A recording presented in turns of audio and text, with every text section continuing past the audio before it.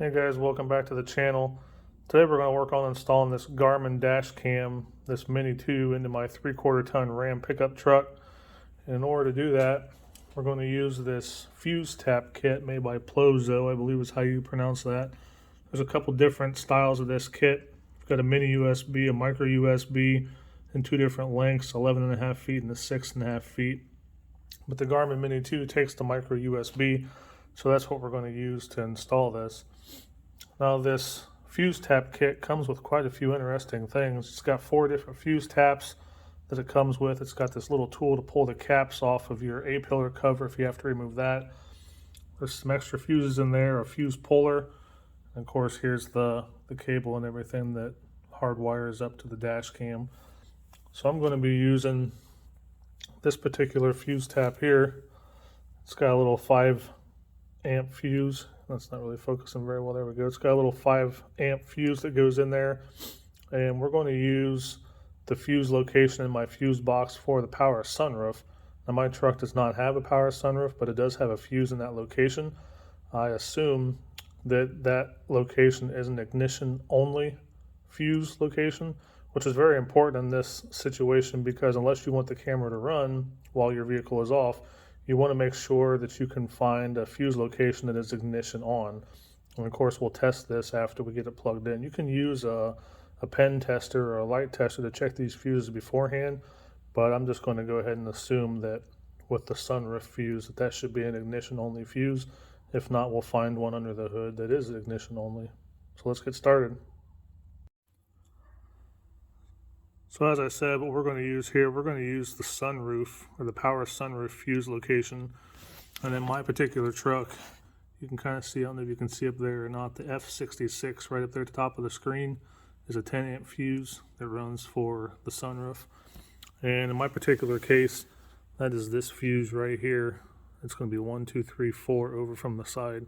So we're going to pull this fuse out right here, and we're going to put that fuse tap in this location, and then we'll go ahead and run the wiring.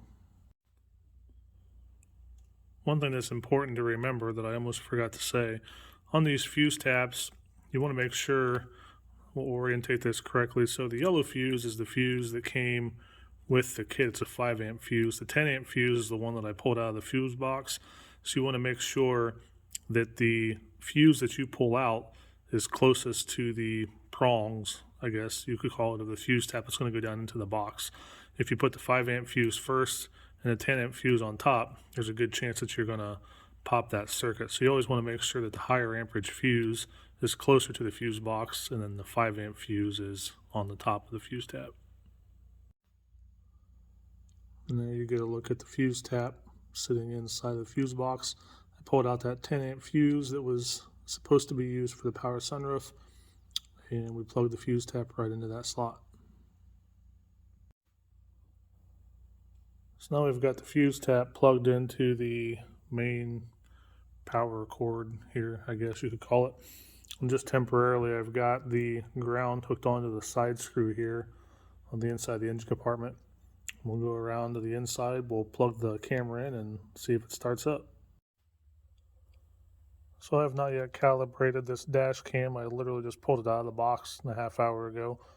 But everything is plugged in, everything is run. I haven't snaked the wires or anything through yet, but I want to make sure this is going to work. So since this truck does not have a key in dash ignition, it's a push button start. The first time that I hit the button, we should see the camera power up. It's probably going to want to go through a calibration cycle, which we're not going to let it do because I haven't done the calibration yet. And then when I turn the ignition off, hitting the button 2 more times, we should see the camera power back down. So let's see what happens. We'll push the button to turn on the accessories.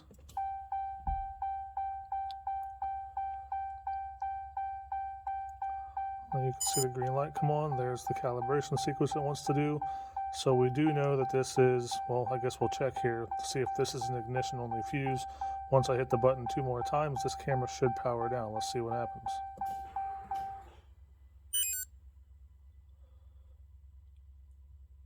And there it goes. So the camera does power down. So we know that this sunroof fuse that we used is an ignition only fuse, which is good news. We don't want the camera to run the whole time while the truck is just sitting while I'm at work or while it's sitting here in the garage. So we know we picked a good fuse on there.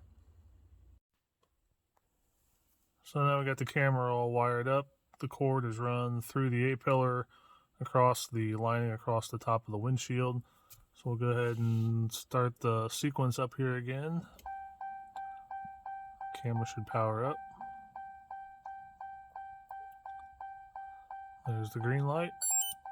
And now we are recording. I went ahead and calibrated it already. Went ahead and formatted the memory card that's in there. And now we are recording. So we're good to go. Hope you guys enjoyed the install process. You got any questions, leave them down at the bottom of the video and I'll try to answer them the best I can. Thanks.